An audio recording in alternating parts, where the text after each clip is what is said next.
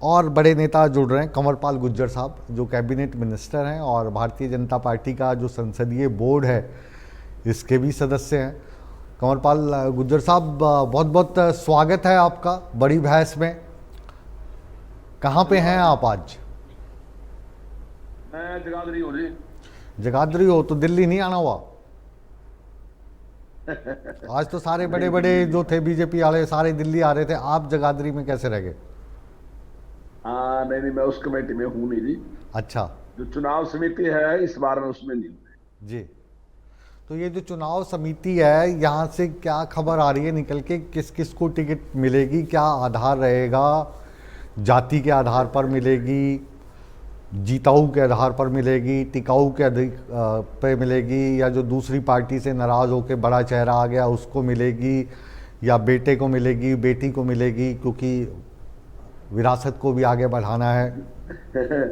देखिए, जो कुछ कह रहे हैं आपको सारों का ही मिक्स होगा कहीं ना कहीं।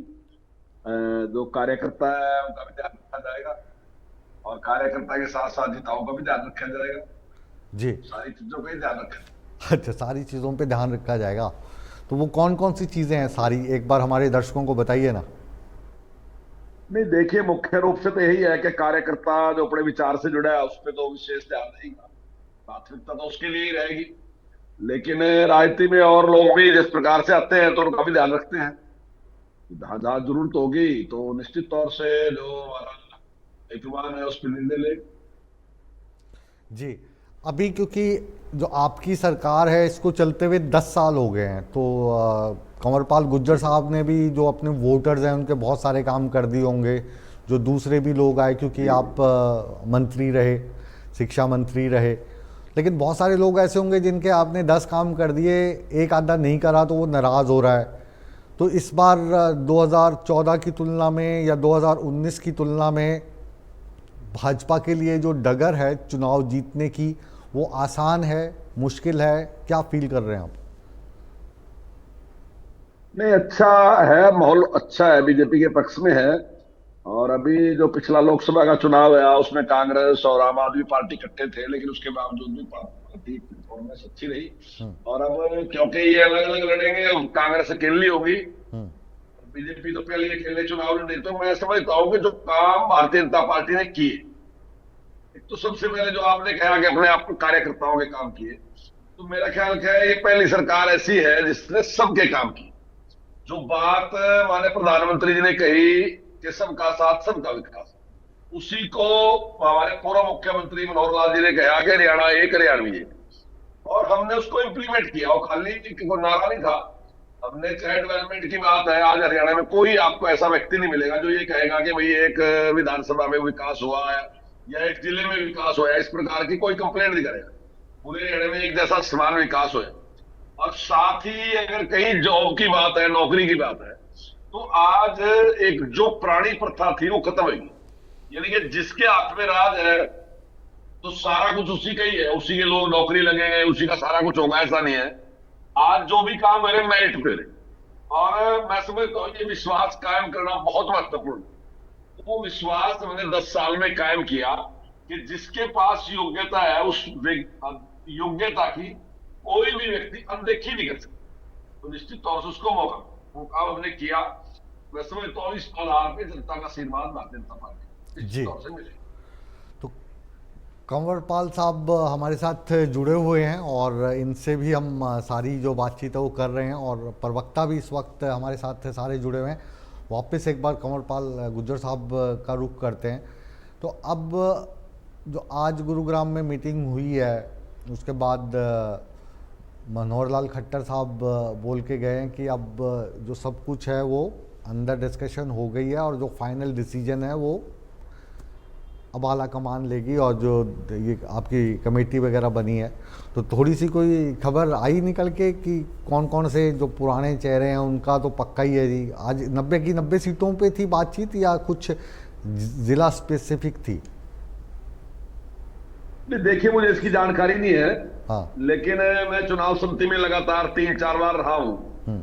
और जो मेरा पुराना अनुभव उसके आधार पर मैं कह सकता हूं कि पार्टी, कुछ नाम ऐसे भी होते हैं जो सिंगल नाम भी जाता है, और कुछ ऐसे भी होते हैं जहां 3 का पैनल बना के भी भेजते हैं, लेकिन उसका फैसला हाईकमान नहीं करता है। अच्छा।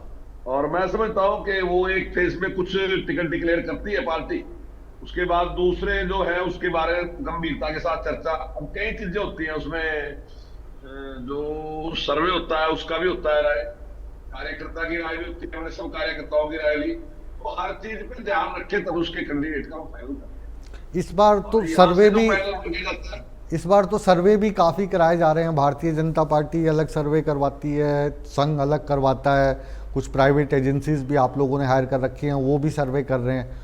तो कौन से सर्वे पे कितना नहीं विश्वास किया जाता है, या फिर इनका नहीं एवरेज निकाल दिया नहीं जाता नहीं है? नहीं, सर्वे तो देखिए भारतीय जनता पार्टी कराती है, संघ तो कोई सर्वे नहीं कराता। अच्छा। हाँ, निश्चित तौर से संघ से राय लेते हैं, हाँ। कोई दो राय नहीं। क्योंकि वो एक सामाजिक संगठन है और समाज में उसकी उसकी जो जानकारी है, उसका जो अनुभव है, उसका लाभ तो निश्चित उठाएंगे। हाँ। जब उनके मतलब हमारे संबंध है तो निश्चित तौर से उसका लाभ हम उठाते हैं। हाँ। लेकिन मैं समझता हूँ राजनीतिक क्षेत्र में कोई बहुत ऐसा हस्तक्षेप कोई संघ का होता नहीं है, लेकिन बाहर प्रचार उसका बहुत ज्यादा है।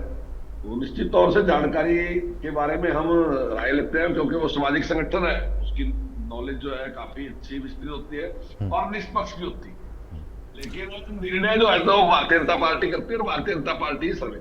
हाँ। लोकसभा चुनाव के दौरान थोड़ी थोड़ी खबरें या अफवाह ये आ रही थी कंवरपाल गुर्जर साहब की जो संघ है वो थोड़ा सा इस बार संघ संघ नहीं रहा, इसलिए इसी के चलते 10 सीटों में से 5 ही रहेगी आपकी, 5 चलेगी कांग्रेस के खाते में।